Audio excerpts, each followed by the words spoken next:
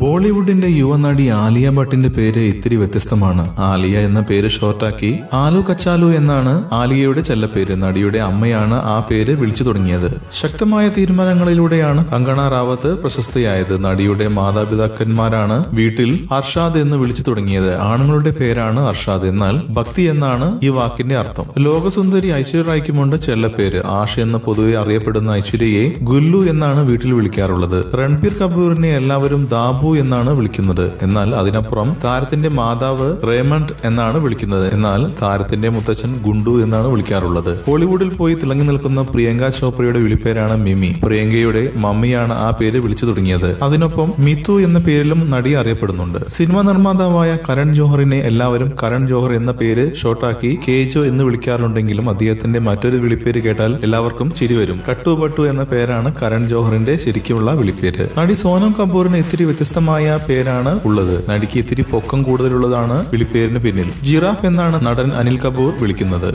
കൂടുതൽ സിനിമാ വാർത്തകൾക്കും വിശേഷങ്ങൾക്കും ഇപ്പോൾ തന്നെ സബ്സ്ക്രൈബ് ചെയ്യൂ മലയാളം ക്രിയേഷൻസ്.